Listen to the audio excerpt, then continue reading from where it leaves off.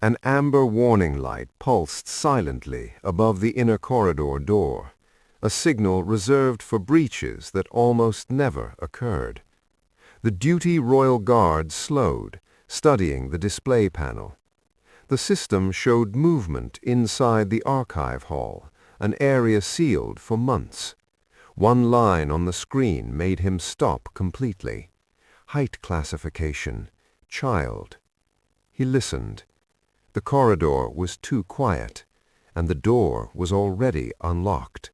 The alert appeared on the corridor terminal as a small amber notification rather than a full alarm, the kind usually caused by a misaligned motion sensor or a door that had not fully latched. The Royal Guard on internal rotation acknowledged it without haste, though he adjusted his pace as he turned toward the archive hall, a restricted wing that was rarely visited after dusk. The air grew cooler as he approached, conditioned to preserve old paper and bindings, and the faint scent of varnish and dry parchment lingered even before he reached the sealed doors. The corridor lighting here was dimmer by design, set to reduce ultraviolet exposure, and his footsteps sounded sharper in the quiet. He placed his palm against the entry panel and confirmed his clearance. The lock disengaged with a muted mechanical click. Inside, the archive hall stretched in long rows of shelving and storage cabinets, shadows falling between the aisles like narrow corridors of their own. He paused just inside the threshold, listening. The ventilation system hummed steadily, but beneath it he sensed a subtle disturbance, not a sound exactly, more the absence of stillness, as though the air had recently been displaced. Protocol required a slow sweep in such situations, verifying each section in sequence, and he moved methodically down the central aisle, eyes adjusting to the lower light. A storage cart stood slightly out of alignment near the third row, its wheels angled as if it had been pushed aside and left without care. That alone was irregular. Archive staff were meticulous, trained to leave every object precisely where it belonged. He noted it silently and continued, his attention sharpening. Near the far end of the hall, he heard it at last, a faint, uneven sound, almost like breathing held too long and released in a tremor. He stopped immediately, turning his head toward a bank of tall storage cabinets. For several seconds there was nothing, only the hum of the ventilation and the quiet pulse of his own breath behind the uniform collar.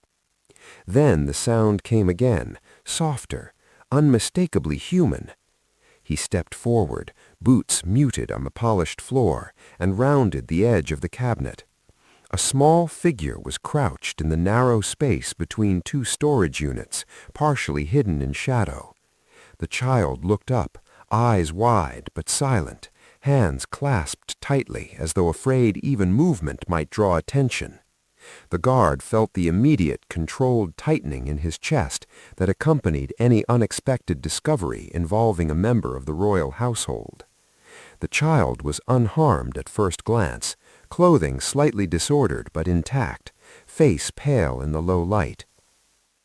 He lowered himself to one knee to reduce the height between them, keeping his voice calm and even. "You're safe," he said quietly, the words measured, not soothing but steady, the way he had been trained to speak in uncertain situations. The child did not answer, only watched him, breathing shallowly. The guard glanced once around the hall, confirming again that no one else was present, and a quiet unease settled in his mind, because children did not reach this wing by accident, and no movement authorization had been scheduled here that evening. He rose and activated his wrist communicator, transmitting a low-priority medical and escort request rather than a full security alert, choosing the least disruptive channel while he assessed the situation. The decision was instinctive, shaped by experience. Raising a full alarm without understanding the circumstances could create confusion, and confusion inside a palace carried its own risks. He removed his gloves and offered one hand to the child, who hesitated before taking it, fingers cold and trembling, but steady enough to stand. Up close, he could see no visible injuries, only the strained expression of someone who had been frightened for longer than they wished to admit. "We're going to leave this room now," he said quietly. "Stay beside me." The child nodded once. As they began to walk back through the aisles, the guard's attention divided between escorting the child and studying the environment with renewed scrutiny. A faint scuff marked the floor near the rear access door, the kind left by a shoe pivoting sharply. More concerning was the door itself. It stood closed, but the thin status indicator on the internal control plate showed a recent override cycle, its diagnostic light still fading from amber back to neutral. He stopped, guiding the child to remain behind him, and examined the panel more closely. The override had not been performed from an external command terminal.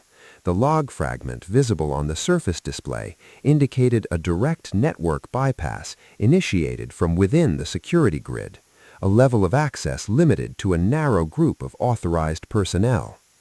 He felt the weight of that realization settle slowly, like cold water filling a chamber. This was not a case of a child wandering into a restricted wing through an unlocked door. Someone had opened this passage deliberately and recently. He completed a quick visual inspection of the hinges and seal. There were no signs of forced entry, only the clean precision of a controlled release. Behind him, the child shifted slightly, the small sound of fabric against fabric echoing in the stillness, and he became acutely aware of the responsibility resting in that quiet space, not only to escort the child to safety, but to understand what chain of decisions had brought them here.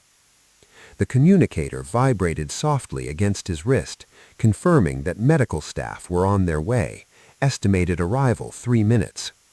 He guided the child toward the main exit, his pace steady but deliberate, mind already moving through the implications. An internal override meant clearance, planning, and intent. It meant someone inside the palace structure had chosen to open a restricted route and leave it unrecorded until the automated alert surfaced. As he reached the threshold and the corridor lights brightened beyond the archive doors, he paused for a fraction of a second, glancing back at the silent rows of cabinets and the sealed passage beyond them. The hall looked ordinary again, perfectly still, as if nothing had happened at all. Yet the knowledge of what he had seen lingered with quiet insistence. Whatever had brought the child into that room was not an accident, and the realization followed him into the corridor like a shadow that refused to fall behind. The corridor outside the archive hall felt noticeably warmer after the chilled stillness of the storage wing, and the change in temperature carried with it the distant, ordinary sounds of palace life.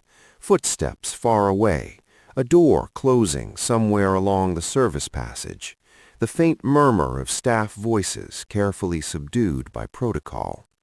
The royal guard guided the child at a measured pace, keeping his stride slow enough that the smaller steps beside him did not have to hurry. He remained alert, scanning each junction automatically, though his attention kept returning to the quiet presence at his side. The child's breathing had steadied, but there was a stiffness in the shoulders, the kind that lingered after fear had passed, but before the body fully believed it was safe. Medical personnel met them at a side intersection, as requested, their approach calm and professional, and the guard stepped slightly aside while they conducted a brief assessment under the soft white lamp of a portable lamp. No visible injuries were found, only mild dehydration and signs of stress. The child answered their questions politely but briefly, eyes moving often to the guard, as if seeking reassurance not in words, but in the simple fact that he remained there. Once the examination was complete, the medical staff withdrew with quiet efficiency, leaving the escort to continue toward a quieter residential corridor where the lighting was softer and the air carried the faint scent of polished wood and linen. It was there, Walking at an even pace beneath the high ceiling lamps that the guard spoke again, keeping his voice low and neutral. "Can you tell me how you came to the archive hall?" he asked, not pressing, simply placing the question into the silence. For several steps there was no reply.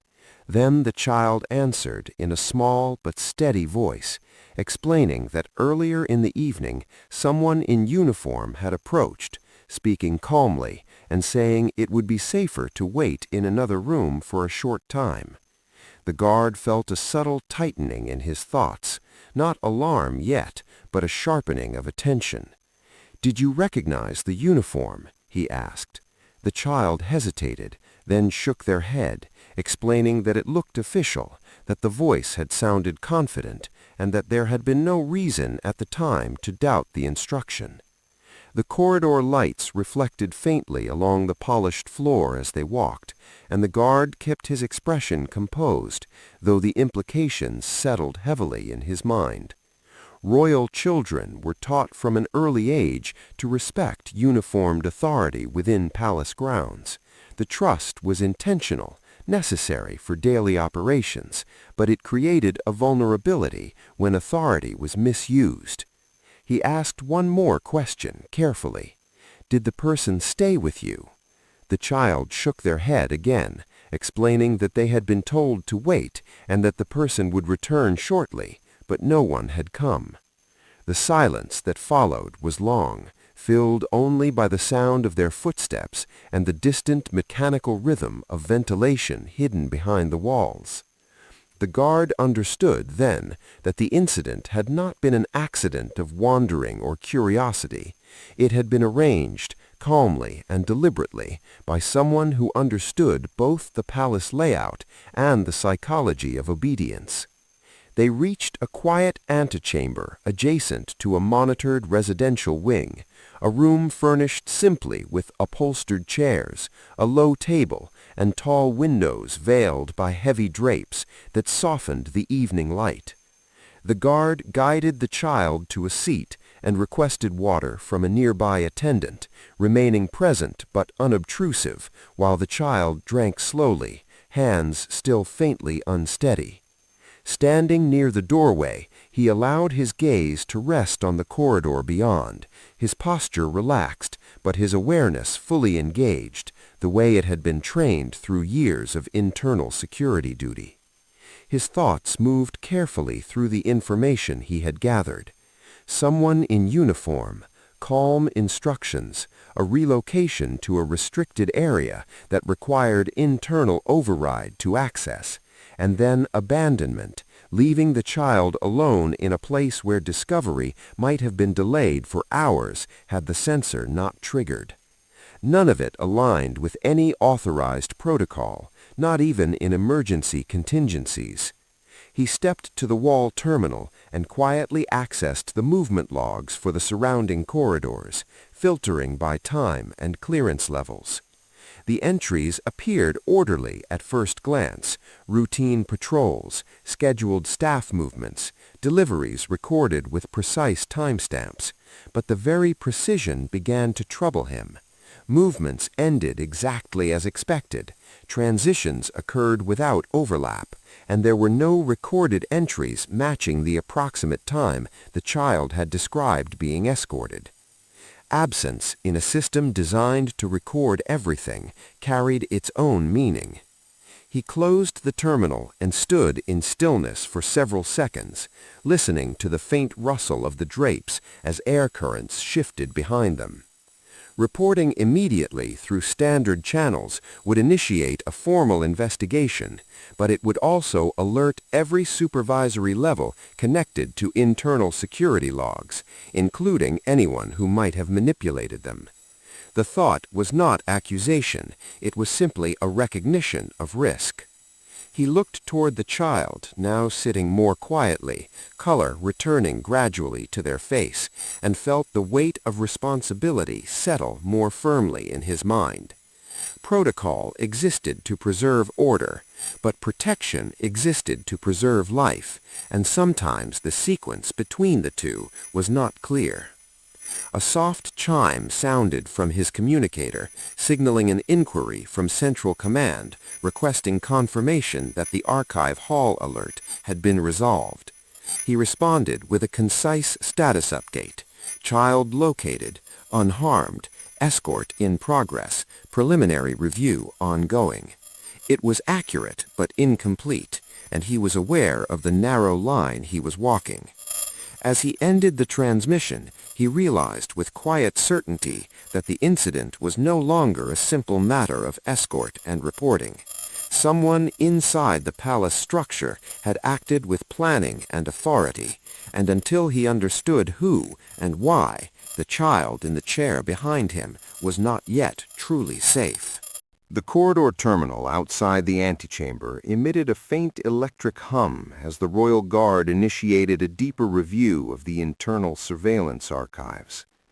The palace security network was designed with redundancy layered upon redundancy, every camera feed mirrored and time-stamped across multiple servers to prevent precisely the kind of uncertainty he was now confronting.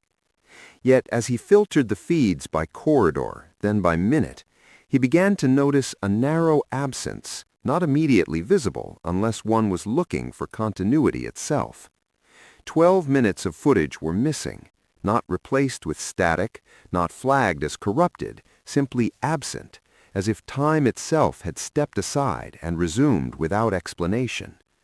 He stood motionless, studying the timestamps, verifying the result twice, then a third time using a separate terminal further down the corridor.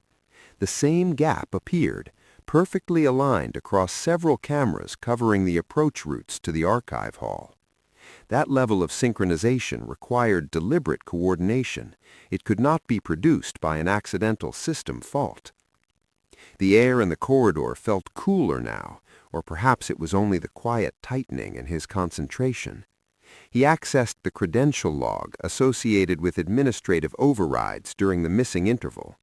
The name attached to the authorization belonged to a senior administrative officer responsible for facilities scheduling, an individual with legitimate clearance but no operational reason to alter surveillance archives.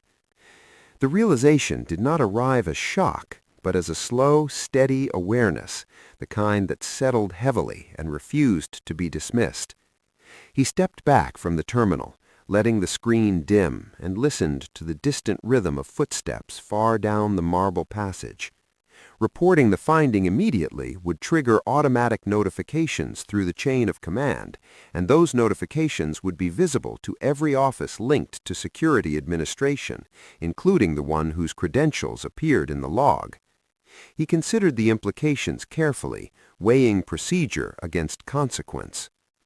Protocol was clear. Irregularities involving clearance misuse were to be reported at once, yet protocol also assumed that reporting channels themselves were uncompromised. The child in the antechamber shifted faintly behind the closed door, the sound barely audible, but it anchored his thoughts. If someone with authority had orchestrated the movement and erased the record, warning them, however indirectly, could place the child at further risk before protective measures were fully in place. He moved to a secondary terminal, positioned at the end of the corridor, one rarely used except during maintenance checks, and began to cross-reference physical access logs for internal doors in adjacent wings. The process was slower, requiring manual navigation through layered menus, but it revealed a pattern. One service passage door, seldom opened in routine operations, had cycled during the same 12-minute interval, its record preserved only in the mechanical log rather than the main surveillance archive. The door led to a transitional corridor connecting administrative offices with older storage sections of the palace, an area easy to overlook, easy to misuse, and rarely patrolled except during scheduled inspections.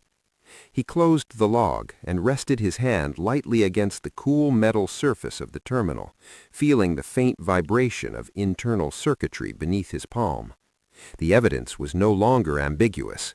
The breach had been deliberate, coordinated, and executed by someone who understood precisely how to leave the smallest possible trace. He returned to the antechamber, opening the door quietly so as not to startle the child, who now sat calmer, watching the shifting light along the drapes as evening deepened outside. The guard took up a position near the interior wall, outwardly composed, but his mind continued to move through the sequence of events, testing each assumption for weakness. He knew the senior administrative officer whose credentials appeared in the log by reputation, a person regarded as meticulous and disciplined, not prone to recklessness. That alone complicated the picture. Authority misuse within the palace rarely followed simple motives.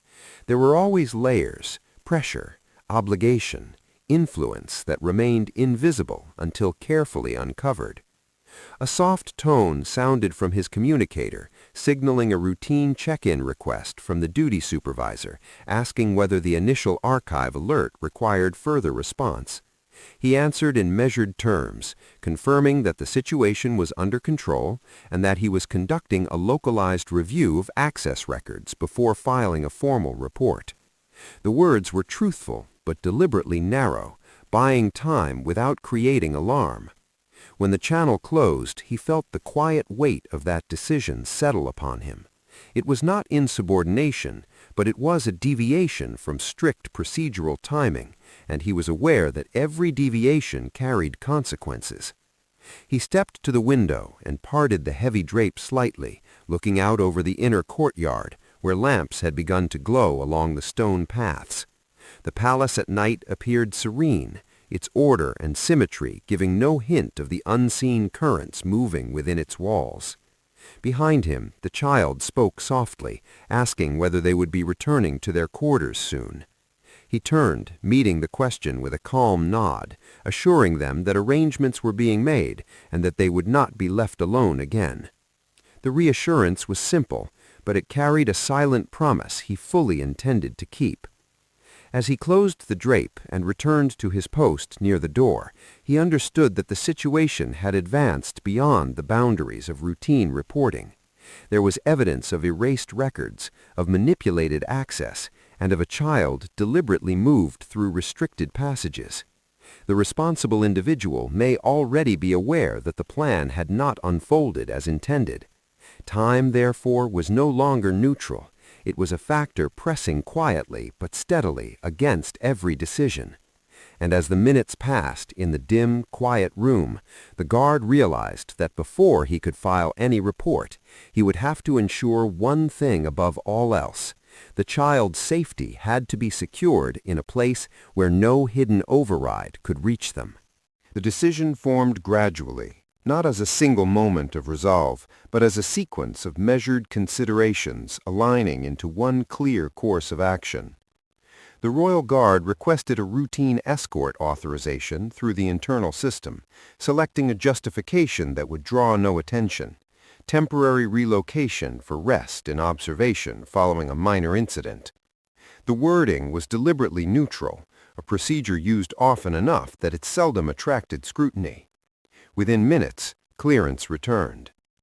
He informed the child calmly that they would be moving to a quieter suite for the night, somewhere more comfortable, and the child accepted the explanation without question, rising and walking beside him with quiet trust. The corridors they followed were not the main ceremonial passages, but the secondary residential routes, designed for discreet movement between wings. Lamps set into the walls cast a soft, even glow, and the thick carpets muted their footsteps almost completely. The air carried the faint scent of polished wood and distant linen, and the palace at this hour felt suspended in a kind of careful stillness, as though the structure itself were resting. Yet beneath that calm, the guard's awareness remained sharply focused. He noted every junction, every door status indicator, every uniformed figure they passed. Nothing appeared out of place, but he knew now how easily appearances could be arranged. The secure observation suite lay in a section of the palace designed for medical recovery and controlled access, its doors protected not only by electronic locks, but by physical oversight from the security corps.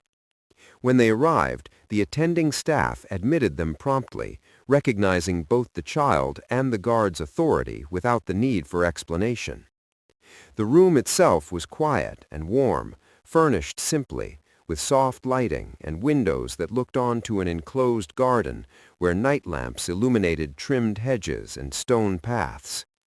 The child sat on the edge of the bed while a nurse conducted another brief examination, her manner gentle but efficient.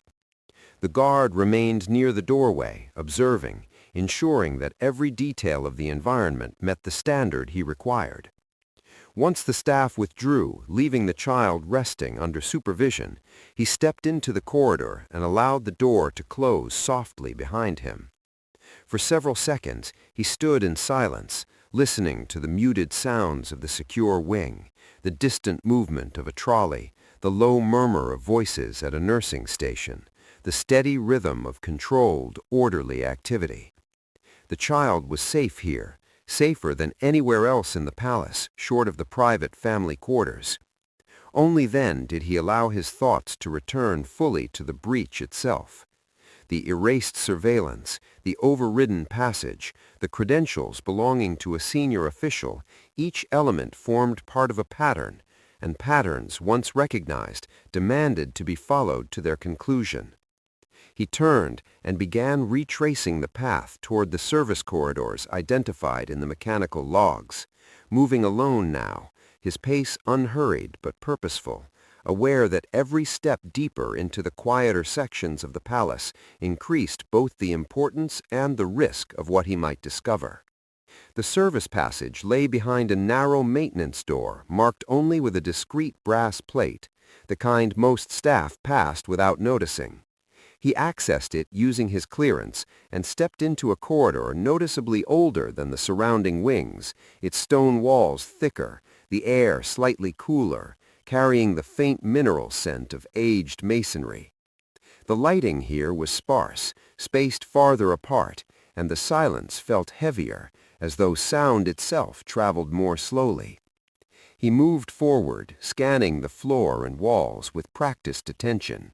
Small details began to emerge, a faint scuff along the lower edge of the wall where something had brushed against it recently, a barely visible smear on the polished stone near a junction, and farther along, the subtle imprint of shoe soles in a thin film of dust that normally remained undisturbed in these seldom used passages.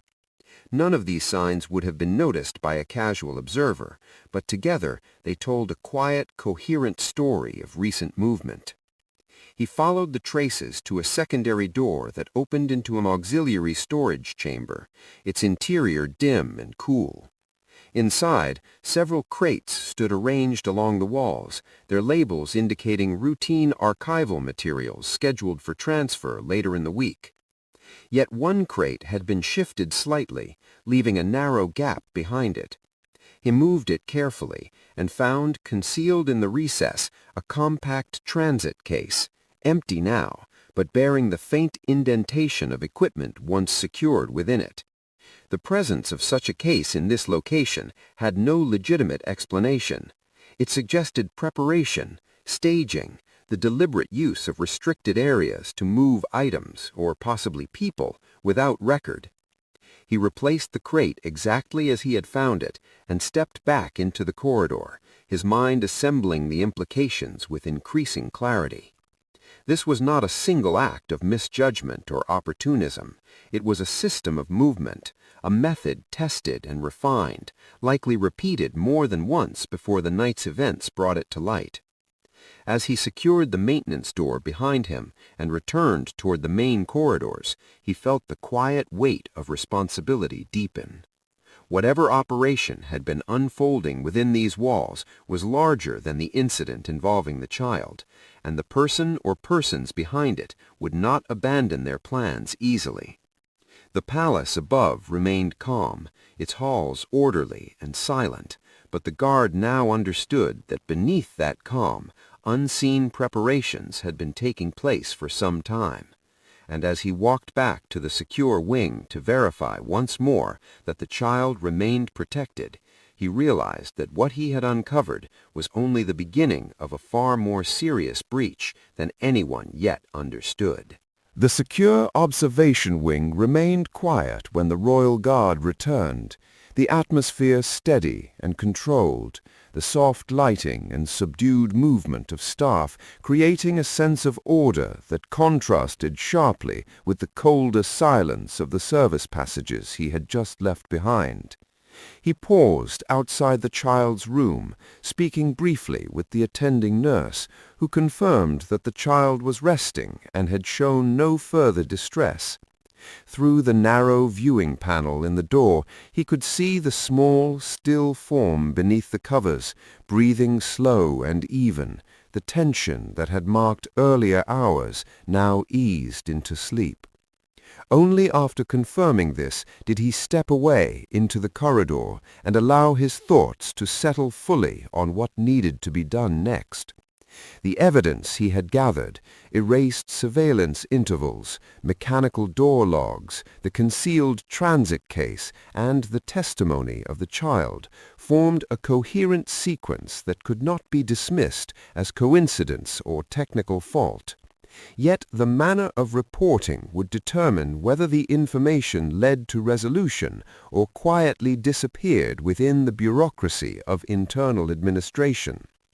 Standard reporting channels passed first through departmental supervisors, then to administrative security review, a path that now carried the risk of exposure to the very individuals whose authority might be under question. He stood for several minutes near a recessed window at the end of the corridor, looking out into the enclosed garden where low lamps illuminated the frost-silvered grass and bare branches. The air beyond the glass looked cold and perfectly still, and the silence allowed him to think without interruption. There existed within the palace security structure a rarely used provision, a sealed report delivered directly to the office of the High Security Authority, bypassing intermediate review when there was credible concern that normal channels might be compromised. The provision was seldom invoked, not because it lacked legitimacy, but because its use carried serious professional consequences if judged unnecessary. To submit such a report was to state, in effect, that the integrity of part of the system itself was in doubt. He understood the weight of that implication and the scrutiny it would bring, not only to the subject of the report, but to the guard who filed it. Yet the alternative, allowing the matter to proceed through ordinary review while uncertainty remained, felt incompatible with the responsibility he carried. He turned from the window and began walking toward the communications office, his pace steady, each step reflecting a decision already made. The communications office was staffed at all hours, but rarely busy at this late point in the evening. A duty officer acknowledged him with a quiet nod and provided access to a sealed reporting terminal without question, recognizing both his clearance and the gravity implied by such a request. Inside the small, sound-insulated room, the air felt slightly warmer, the faint hum of electronics filling the silence. He sat at the terminal and began to compose the report, writing with precision expected in official documentation. The time of the initial alert, the location and condition of the child, the irregularities observed in the archive hall, the missing surveillance interval, the credentials linked to the override, and the physical evidence discovered in the service passages. He avoided speculation, presenting only what he had personally observed or verified, allowing the sequence of facts to speak with its own quiet authority. When the report was complete, he reviewed it once more, ensuring that every statement was exact, every timestamp correct. Then he sealed the document electronically and transmitted it directly to the High Security Authority, the system confirming receipt with a brief, unobtrusive tone. The act itself was simple, almost anticlimactic, yet he knew its consequences would begin to unfold within minutes. He stepped out of the communications room and returned to the observation wing, resuming his position near the child's room as though nothing unusual had occurred. The palace around him remained outwardly calm. Footsteps sounded in distant corridors, and the quiet routine of night duty continued uninterrupted.